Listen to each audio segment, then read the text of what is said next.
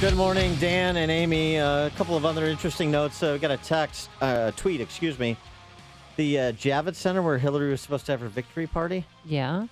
Donald Trump's first Manhattan real estate project. Really? How interesting is that? I didn't know that. That's very interesting. Well, she Thanks chose for the tweet. chose the venue because of the glass ceiling. And then when she Yeah. realized she wasn't going to win, she changed venues to wait till the morning to have it at a New York hotel. There's also an interesting piece in the New York Times about the campaign and some disagreement internally between Bill Clinton and Hillary Clinton campaign aides. Listen to this. Mrs. Clinton's campaign refused to accede to Bill Clinton's suggestions, explaining to the organizers that white Catholics were not the audience she needed to spend time reaching out to. I think she's rethinking that this morning, don't you? Trump ended up winning Catholics 52-45, according to exit polling I've seen. Also, this paragraph is very interesting. And she seated the white working class voters who backed Mr. Clinton in 1992. Though she would never have won this demographic, her husband insisted that her campaign aides do more to try to cut into Mr. Trump's support with these voters.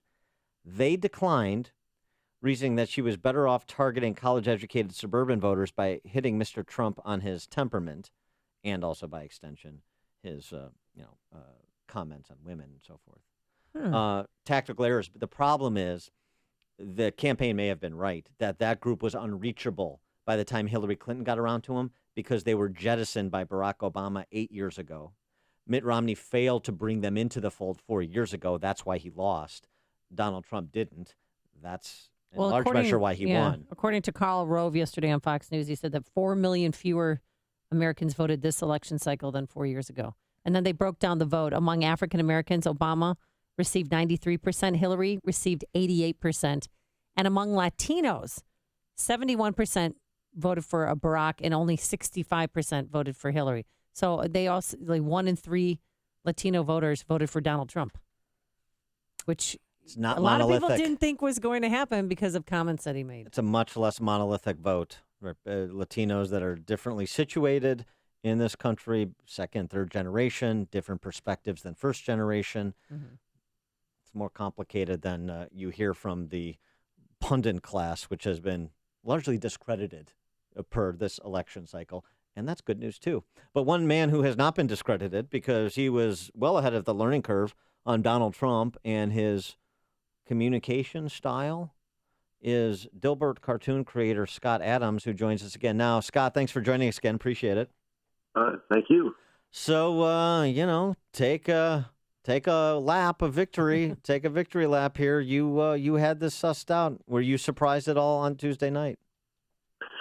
Well, it was a surreal experience. I'm not sure if I could call it a surprise because I'd been predicting it for a year solid.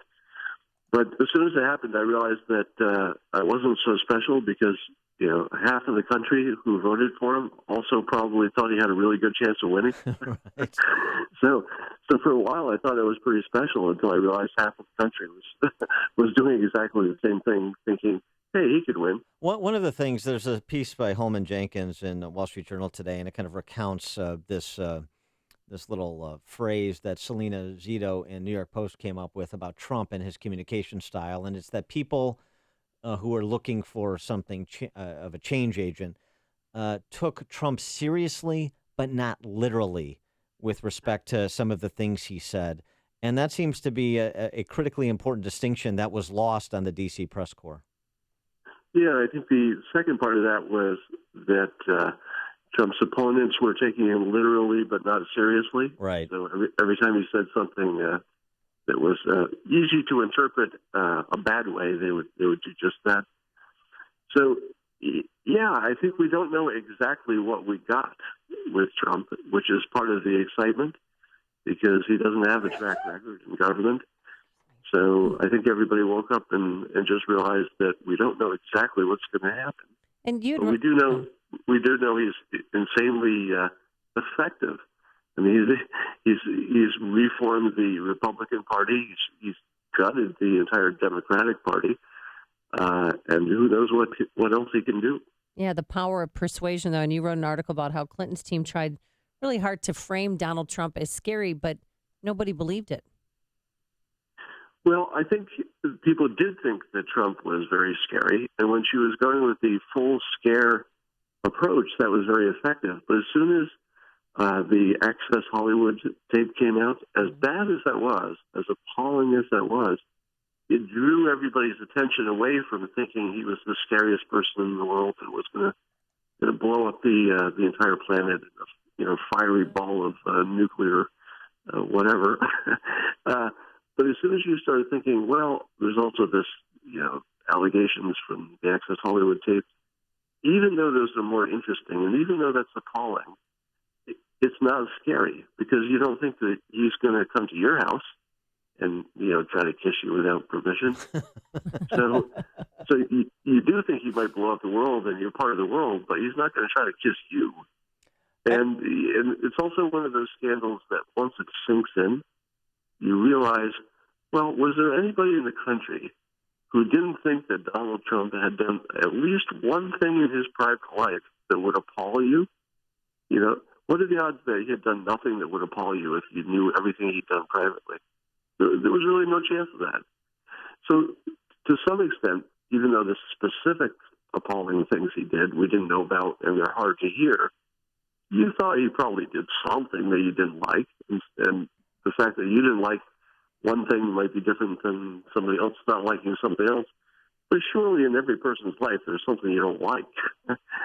So I think that people just got used to it after a while because our tolerance for scandals we got so high by the end of the election cycle that I think a new one was coming about every day or so.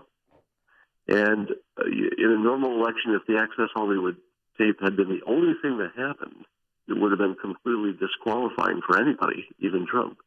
But there was just so much going on, it got lost in the noise. And a lot of people attribute to Trump's success to the celebrity culture, and there's certainly a part of that. He entered the race with a very high name ID because he was this reality TV star. But you dig a little deeper. I mean, it's not just any international celebrity that could do what he did, what you've just described him doing, all the way to winning the presidency. It's the way he communicates. And I wonder now, not that he'll have such a hold on Congress, but because he seems to have somewhat of a hold on an important percentage of the American electorate, if his style will continue because it puts Congress under immense pressure to comport with his agenda. Well, he's got a Republican Congress. The Senate and the House are going to be Republican. So he's going into a situation where a lot of people said, how could he possibly govern? But he may have one of the easiest situations to govern that we've seen in a while. And you add that with his insane persuasive skills and his willingness to go a little further than other people will go in terms of how much he's willing to twist an arm, how much he's willing to do to get his way. So I think that's a strong combination. Whether you think that's good or bad, I think his ability to govern is going to be pretty good. You saw all the foreign heads of states fall in line and say, yeah, we can work with him. You saw Paul Ryan practically giddy with excitement about how he thinks he can work with him. So I think he's going to be unusually effective, and that may be exactly the opposite of what people expected. Do you think for the sake of unity that he will not do what he said on the campaign trail and assign a special prosecutor to look into Hillary Clinton's emails and the Clinton Foundation? That's a really interesting question because he hasn't had to deal with something this complicated before, which is, who knows if doing what might be called the right thing and giving her a party and just making it easy on the country, who knows if that really would make the country happy at this point? Because so much has been unearthed about her activities, and there were so many of them. It's not like it was one thing. I think if she had done one thing, that would be easy to pardon. But if it's a whole pattern of things, that gets a little dicier. It doesn't look like justice at that point. The responsibility of the D.C. press corps, old media, if you will, for Donald Trump's victory, inadvertent, by setting up kind of this false narrative. Thomas Frank writes about this A couple others do, including Howard Kurtz as well today. The media's responsibility for this, kind of hoist by their own petard, because they set up this false narrative that just didn't jibe with the reality on the ground for so many people of Hillary Clinton being this white knight without flaw and Donald Trump being this troglodyte. And if you were for the troglodyte, then the only reason you could be is because you suffer from the same infirmities that he does. And people sized that up and said that's bunk, and perhaps it galvanized people to Trump even more so. I think maybe that takes one more leap of thinking than I would give people credit for. In the end, people line up for their political party.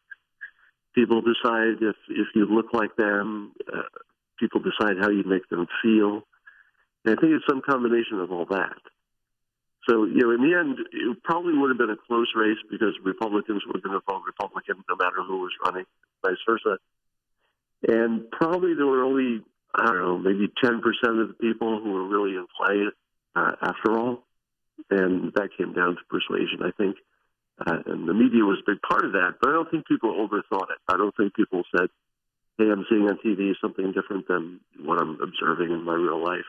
And therefore I make a decision. I think they just felt that was about it. All right. He is Scott Adams, Dilbert cartoonist, of course. Scott, thanks so much. And I should mention, too, licensed hypnotist, right?